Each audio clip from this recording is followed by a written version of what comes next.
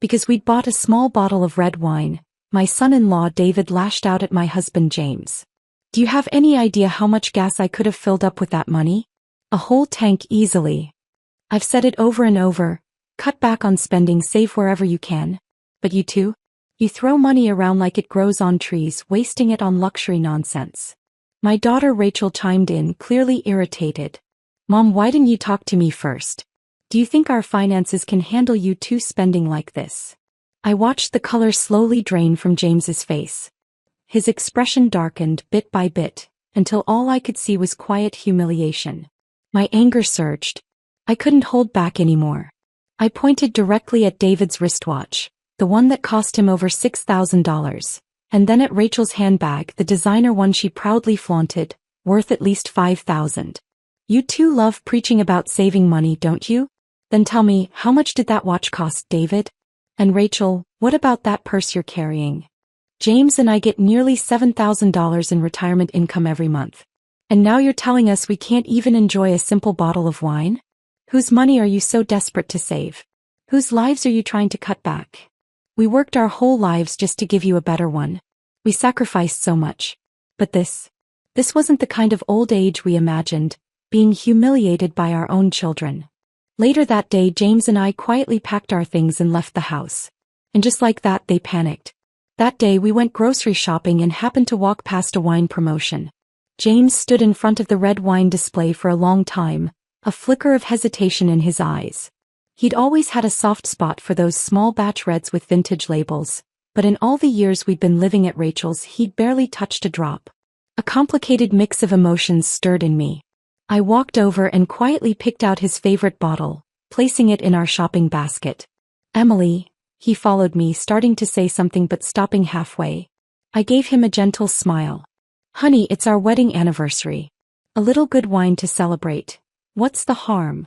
After dinner, just as James was about to open the bottle, Rachel and David walked through the door. The moment the door opened, the smell of alcohol drifted in. David stumbled into the living room, clearly drunk. I frowned instinctively, an unwelcome wave of irritation rising in my chest. He walked over to the dining table, then stopped abruptly and stared at the bottle. You bought this? He asked sharply. James forced a small smile. It's been a while since we've had a drink together. Thought we'd celebrate. But David immediately exploded. That bottle cost enough to fill up my gas tank. James quickly tried to explain. It was on sale, just over $30. David's face darkened. His voice stayed loud and cutting. Over $30 and you think that's cheap? I wouldn't even buy it for myself. I've been saying this all along. Everything's getting expensive. We need to cut back. But you two? You don't care about any of it. Then he turned and snapped at Rachel. Why aren't you keeping your parents in check? Rachel didn't hesitate to jump in. Dad, that was really irresponsible. Why didn't you talk to me first? You know how tight things are right now. Owen's starting school soon. David's project is still short on funding. There's money going out in every direction, and you're wasting it on this. I looked at James. Just moments ago he'd been so cheerful, and now his face was sinking into sadness. A spark ignited in my chest. I stood up and said calmly but firmly, I bought the wine. It had nothing to do with your father. I turned to them, fury boiling just beneath my voice. You keep talking about saving money. Then what about your $6,000 watch, David? Or your $5,000 purse, Rachel? And let's be honest, those were charged to our retirement card. David tried to justify himself. That's different. I need the watch to look professional for work. Rachel spoke up, unapologetic. Dad, if I walked into the office with a cheap bag, people would laugh at me. I was shaking with anger. You all have your reasons. But what about us? James and I receive nearly $7,000 a month in retirement. And you're telling us we're not even allowed to enjoy a bottle of wine. Whose life are you trying to budget? Or are you just stripping us of our dignity? Owen burst into tears, frightened by the shouting. James scooped him up, trying to soothe him, murmuring, Please, let's not fight. It's just a bottle of wine. If it's such a big deal, I'll see if the store will take it back tomorrow. No, I said coldly, staring straight at Rachel and David. We're not at an age where we need to ask for permission to enjoy our lives. That wine, I've earned it. And let me tell you this, If you want money, go earn it yourself. Don't hang your hopes on us. If you really want to call yourself a daughter, then start acting like one." And with that, I took James by the hand and walked back to our room. That bottle of wine, James never drank it. The next morning he quietly gave it to our neighbors next door. Later that morning, David showed up looking sheepish and remorseful. "I had too much to drink last night," he muttered. "Said a bunch of stupid things. I feel awful." Then he actually slapped himself twice and mumbled, "I'm a damn fool." Rachel followed right behind him, wearing a look of exaggerated guilt. "We both had some wine last night too," she said. "We didn't mean to be so harsh. Dad, Mom, please don't take it to heart, okay?" I looked at their forced smiles and overly performative apologies and let out a cold snort. I didn't even bother to meet their eyes. Rachel noticed my indifference and immediately looked aggrieved. He turned to James. "Dad." James sighed and gently patted my shoulder, speaking softly, "We're family, Emily. There's no need to hold on to grudges overnight. Let it go." His words eased a bit of the fire in my chest. Seeing the mood begin to thaw, Rachel quickly seized the moment. "It's been a while since we all went out together. We've got the day off. Why don't we go out and get some fresh air?" James, always the peacemaker, seemed eager to smooth things over and insisted we join them. We didn't plan to shop much, just a casual stroll, but when we reached downtown, a vintage clothing store caught my eye. The display window showcased a white dress with delicate blue floral patterns. I couldn't help but linger. James noticed my gaze and chuckled softly. "You like it?" I nodded. He immediately opened the door and gently nudged me inside. The shop was filled with beautiful vintage dresses, elegant prints, fine fabrics. The one I'd been admiring hung right in the center. I walked over, brushed my fingers across the fabric, already falling in love with it. It was exactly the kind of style I used to adore when I was younger. But ever since we moved in with Rachel and started helping care for Owen, I hadn't worn anything like it. I still remembered David once sneering at me, "What are you trying to pull wearing those floral dresses? It's not like you're on vacation." After that, I'd stopped wearing them altogether. James seemed to notice my hesitation. He waved over a store clerk. "Can you help my wife find her size in this one?" I hesitated. At my age, wouldn't this kind of dress look silly on me? James gave me a warm, steady smile. "You used to love this style. What makes you think it's not right for you now?" The clerk chimed in encouragingly. "Every age has its own charm. You've got beautiful skin and a graceful air. This dress would look stunning on you." With their reassurance, I stepped into the fitting room. When I walked out in the dress, the clerk's eyes lit up. She clapped her hands with delight. "Absolutely gorgeous. It's like it was made just for you." Nervously, I turned to James. "What do you think?" He looked at me with such tenderness in his eyes. "Just as beautiful as ever." I stood in front of the mirror, staring at the reflection of the woman in that familiar style of dress. And in that moment, I felt like I'd rediscovered a piece of myself. My confidence, my grace, the woman I'd almost forgotten. Just as I was about to pull out my card to pay, Rachel and David found us and walked into the store. They were both lugging several large high-end shopping bags. Rachel, catching her breath, complained, "Ugh, this is exhausting. Mom, Dad, why did you wander off like that? We've been searching all over. We're done shopping, let's just head home."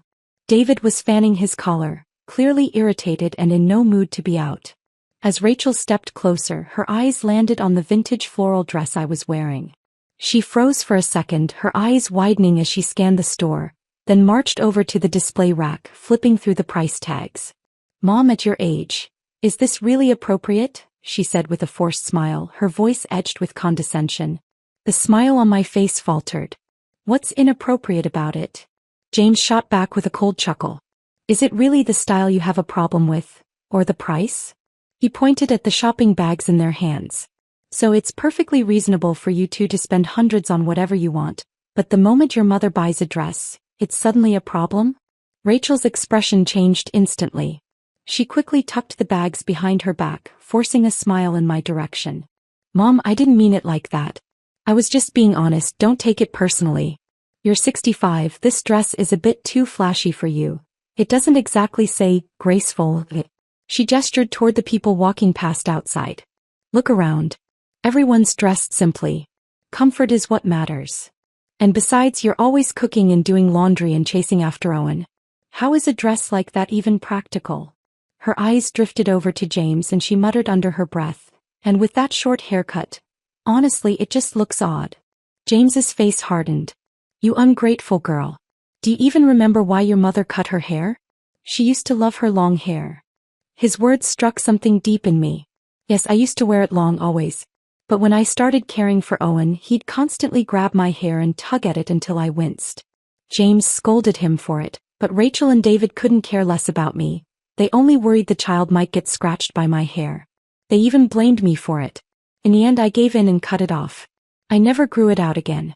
The store clerk quickly stepped in, trying to ease the tension. Actually, short hair has its own elegance. With a vintage dress like this, it highlights a woman's character. There's grace and confidence in that pairing. Rachel let out a sarcastic laugh. Of course you'd say that. You're trying to make a sale. You people could sell snow to an Eskimo. He turned back to me. Mom, I just passed a store earlier with clothes that looked super soft and lightweight, and they're on sale. Way cheaper than this stuff. That style might suit you better.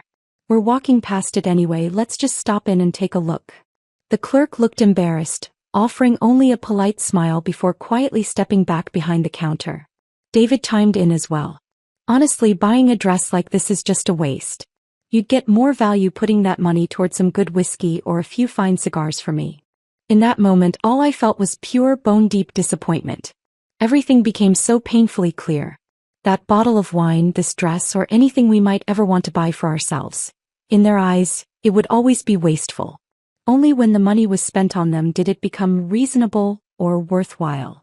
As James was still arguing with them, I quietly stepped into the fitting room and changed back into my dull gray dress, the one Rachel always called practical and appropriate.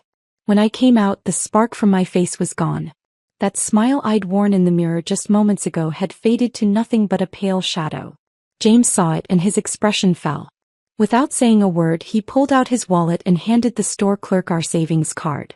We'll take the dress, he said. And please pick out a few more in her size. We'll take them all.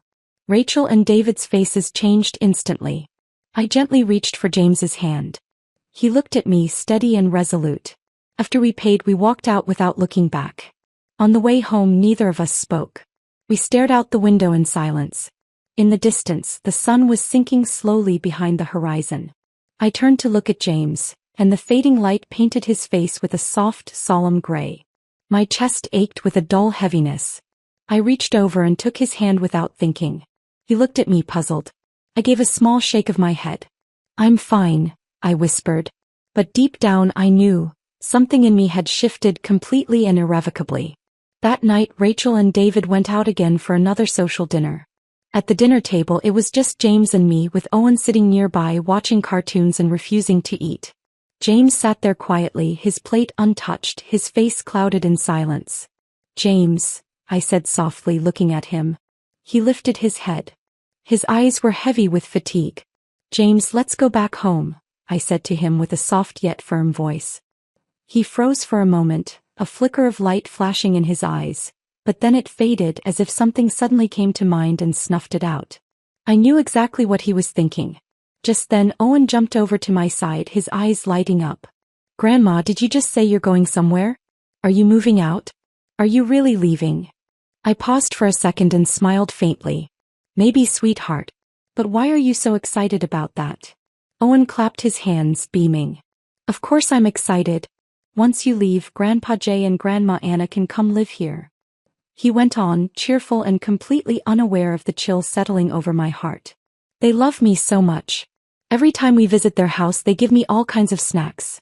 Popcorn, Skittles, soda. But you guys never buy that stuff. I heard Dad talking. He said once we move into the big house, you'd go back to your hometown and then Grandpa Jay and Grandma Anna can come live here. So if you're leaving now, does that mean I get to see them sooner? He bounced in place, practically glowing with excitement. Each word hit me like ice water. Jay and Anna, David's parents. So, the grandparents Owen loved most were the ones who rarely saw him, not the ones who cared for him every single day.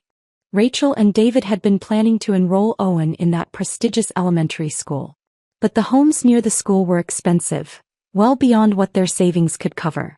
Even what James and I had set aside wasn't enough for a down payment. Their plan, I now realized, was clear. Sell our old house back home to cover the down payment, drain our savings to renovate the new house, and then once they sold the place they currently lived in, use that money to cover the mortgage. We only have one child, Rachel. And we'd always assumed everything we had would go to her someday.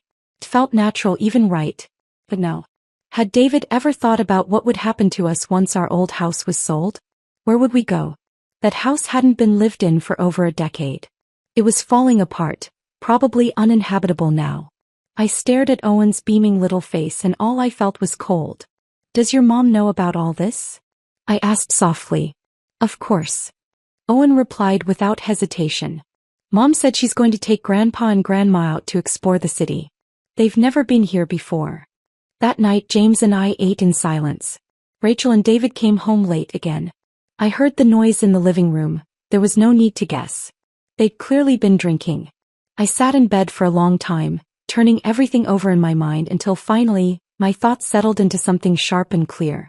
I couldn't sleep. I kept tossing and turning. I turned on my side looking at James. Do you remember what we used to talk about before retirement? I reached up and gently brushed the silver